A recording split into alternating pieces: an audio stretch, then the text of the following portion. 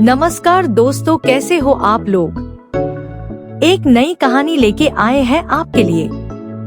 अगर कहानी अच्छी लगती है तो लाइक का बटन दबाएं और चैनल को सब्सक्राइब भी करें। तो चलिए कहानी को शुरू करते हैं। जंगल का नन्हा दोस्त। एक बार की बात है, अर्जुन नाम का एक छोटा बच्चा था जो अपने माता पिता के साथ एक गांव में रहता था। अर्जुन बहुत ही जिज्ञासु था और उसे प्रकृति और जंगल की चीजें बहुत आकर्षित करती थी। एक दिन अर्जुन अपने माता पिता के साथ पिकनिक के लिए जंगल के किनारे पर गया।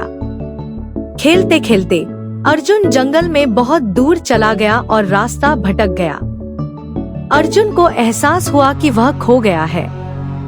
चारों तरफ ऊंचे ऊंचे पेड़ और गहरी झाड़ियां थी। उसने अपने माता पिता को पुकारा, लेकिन कहीं से कोई जवाब नहीं आया। थोड़ी देर में अंधेरा होने लगा और जंगल के जानवरों की आवाजें आने लगी।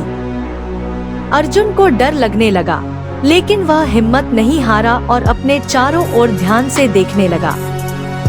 जैसे ही अर्जुन एक पेड़ के पास बैठने की कोशिश कर रहा था, तभी अचानक झाड़ियों से एक भयानक गर्जना हुई। अर्जुन ने देखा कि सामने एक बड़ा और ताकतवर शेर उसकी तरफ बढ़ रहा था। शेर की नजर अर्जुन पर थी और वह उसे अपना शिकार समझ रहा था। अर्जुन की सांस रुक गई, उसकी टांगें कांपने लगी और वह वहां से भागने की कोशिश करने लगा। लेकिन शेर बहुत तेज था। उसने अर्जुन को घेर लिया और अपने पंजों से उसकी ओर झपटा। अर्जुन की आंखों के सामने अंधेरा छाने लगा। वह समझ नहीं पा रहा था कि वह क्या करे। तभी अचानक जंगल की एक और आवाज गूंजी। यह आवाज एक विशाल हाथी की थी। यह हाथी जंगल का राजा माना जाता था और उसका नाम वीरू था। वीरू ने शेर की गर्जना सुनी और देखा कि एक छोटा बच्चा खतरे में है। वीरू तुरंत अर्जुन की मदद के लिए दौड़ा। हाथी वीरू ने तेजी से दौड़कर शेर और अर्जुन के बीच खड़े होकर अपनी लंबी सूंड से शेर को पीछे धकेल दिया। शेर एक पल के लिए पीछे हट गया, लेकिन वह अभी भी अर्जुन को पकड़ने की कोशिश में था। वीरू ने शेर को चेतावनी दी, यह बच्चा अब मेरे संरक्षण में है। अगर तुमने इसे नुकसान पहुंचाने की कोशिश की तो अंजाम बुरा होगा। लेकिन शेर को इस बात से कोई फर्क नहीं पड़ा। उसने फिर से हमला करने की कोशिश की। तभी जंगल का एक और मित्र भालू बलू वहां आ पहुंचा।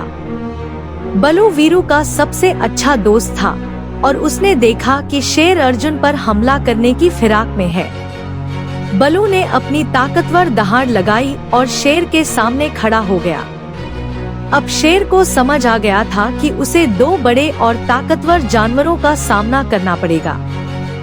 बलू ने शेर की ओर बढ़ते हुए कहा, यह बच्चा हमारा मेहमान है, तुम इसे नुकसान नहीं पहुंचा सकते।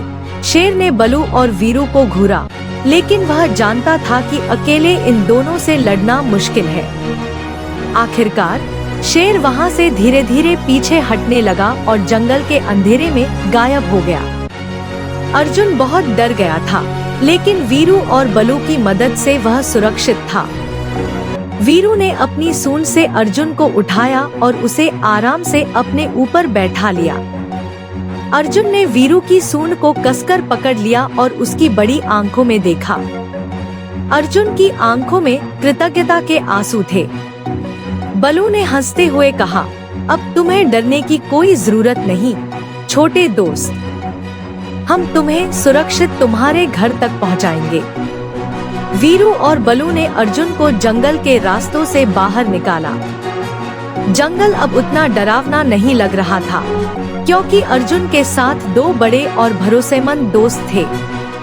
कुछ ही देर में वे जंगल के किनारे पहुंच गए, जहां अर्जुन के माता पिता उसे ढूंढ रहे थे। जब उन्होंने अर्जुन को देखा तो उनकी खुशी का ठिकाना नहीं रहा। अर्जुन ने अपने माता पिता को वीरू और बलू के बारे में बताया। उन्होंने अर्जुन के इन अनोखे दोस्तों को धन्यवाद कहा और वीरू और बलू ने एक दूसरे की तरफ मुस्कुराते हुए अर्जुन को अलविदा कहा। अर्जुन जानता था कि वह हमेशा जंगल में इन दोनों के दोस्त रहेगा। कहानी की सीख। इस कहानी से हमने सीखा कि अगर हम कभी मुसीबत में हों, तो हमें डरने की जगह धैर्य रखना चाहिए। सच्चे दोस्त हमेशा हमारी मदद करने के लिए आते हैं, चाहे वे इंसान हो या जानवर। तो बच्चों, कहानी कैसी लगी हमें कमेंट करके जरूर बताएं। साथ ही वीडियो को लाइक करें और चैनल को सब्सक्राइब करें। कहानी देखने के लिए आपका धन्यवाद।